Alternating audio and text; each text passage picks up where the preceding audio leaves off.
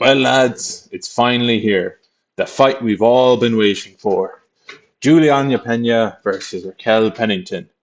And this is the clash of the dead division. And I'm just going to be honest.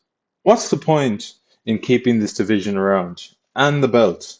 Well, I mean, on one hand, we have Rocky, who the majority of UFC fans have actually forgot was champion. I think she's going to be one of those questions in a few years. It's going to be like, who was the fifth UFC bantamweight champion? And it's Raquel Pennington. And on the other hand, we have Juliana Pena, who's the only thing that's more unlikable than herpes. And to me, it's just kind of begging the question, what happened to this division?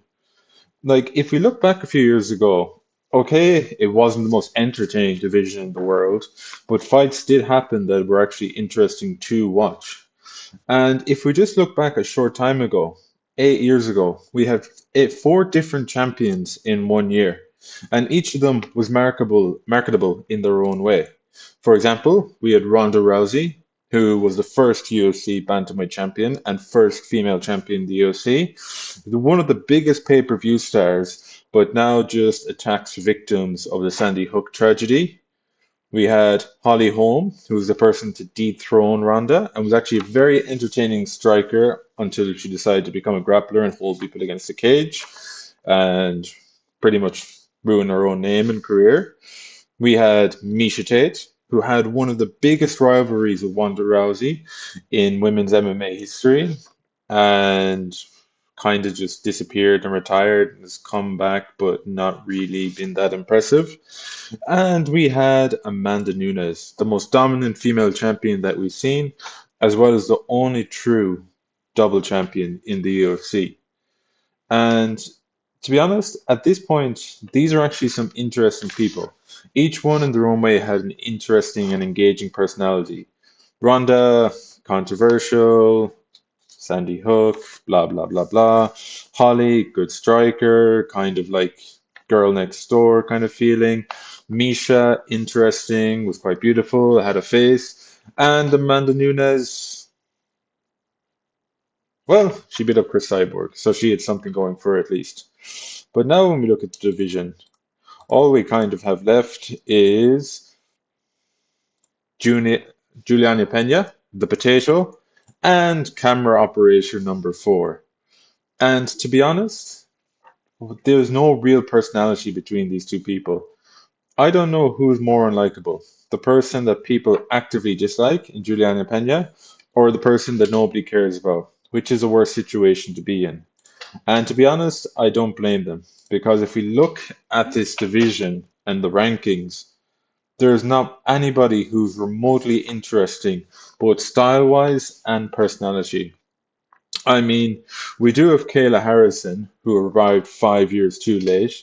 She should have come in during when Amanda Nunes was champ, and it would have actually been an interesting fight. But of course, Kayla Harrison had to wait until USADA left before she could enter the UFC. And the only other person that's remotely interesting would be Holly Holm, but she's like 57 years old, so no one's really interested in her anymore. And I just think it's kind of funny because there's literally no one in this division, and it was the star division for women's MMA about 8 years ago. But I think I know why. It's because any woman that was any way an athlete decided, wait a minute, I can just cut more weight and go to a good division. Because if we compare bantamweight with strawweight and with flyweight, it's not even comparable in divisions because actual people in this girls in this division that are interesting to watch. Okay, don't get me wrong. They're not all interesting, dynamic, fun people. But let's start with strawweight. At least in strawweight, I can see three good contenders for Zhang Weili. Zhang Weili is actually a very strong champion. Entertaining fights, goes for finishes. People like her personality, things like this. She's got China going for her, which is a big market. And if we look at the division, we have three contenders. Tatiana Suarez, undefeated, interesting. She should be fighting for the title next. But Zhang has had her one title defense for the year, so maybe we can see them in 2025 when the next fight happens.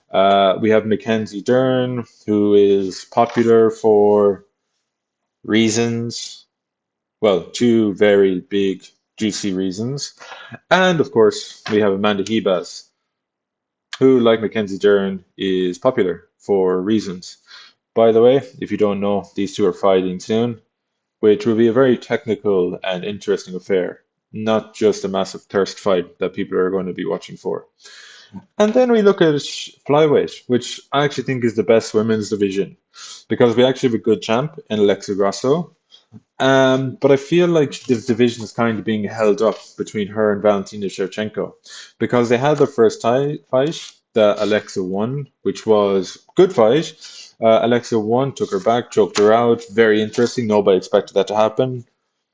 They had the rematch, but because of some jiggery pokery happening with the scorecards, was a draw. And now we're having the trilogy fight, which I'm leaning more towards Alexa Grasso getting it done than Valentina Shevchenko, but I'll talk more about that down in my predictions video. Anyway, if we look at flyweight, I can see four good contenders. Well, three good contenders and a fourth one depends on your perspective. For example, first we have Mariana Floer, the French kickboxer, who's actually undefeated in the UFC. And I think she actually is a good stylistic matchup for Alexa Grasso. I think that could actually be a very fun and interesting fight. Then we have Aaron Blanchfield, who again is a bit of a wet blanket when it comes to this division, but she's a very strong grappler, which if Valentina wins this trilogy, could actually be an interesting matchup for her, and I think could beat Valentina Shevchenko. And my last one is Macy Barber, who was someone that came into the UFC hot and now has kind of become a bit mid.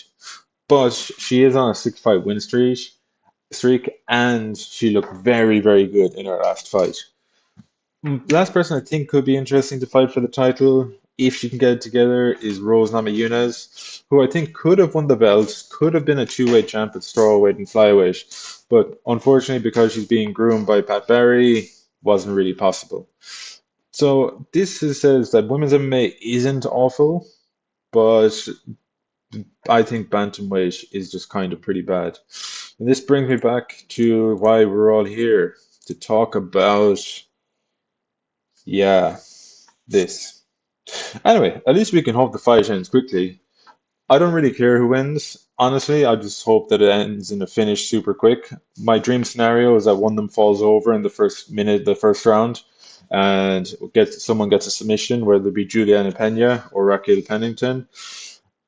Um, because having a women's co-main event, speaking as a European fan, is kind of weak because it gets to like 4 in the morning here, and most of the time, if it's a women's MMA, women's championship fight, and it's not interesting, which this isn't going to be, I'm probably going to fall asleep. Uh, I wouldn't even put this as the co-main event. I would actually put this as the featured prelim on the card because no one's actually interested in watching these ladies fight. And it's not even the most interesting female fight on the card. Like for me, I think the steroid monster, Kayla Harrison, versus who cares, Ketlin Vieira, could be a more interesting fight. I would choose that as a co-main over the women's title fight. And as well as that, we have Carla Esparza, I know, the wet blanket, versus Tessia Pennington. Um, I mean, she's a bit of a wet blanket, but she's had a better career than both ladies are fighting for the belt. So I think I would actually put her over them as well.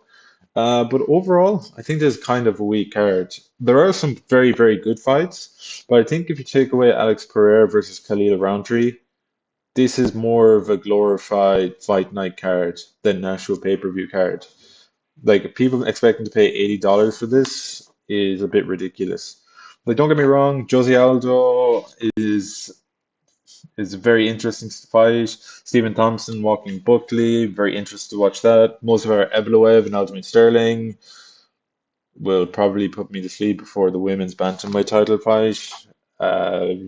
Yeah, I suppose. But this is actually just a very weak card overall. I'm just kind of wondering, where have all the interesting fights going for the third quarter? Ah, right. Oil money.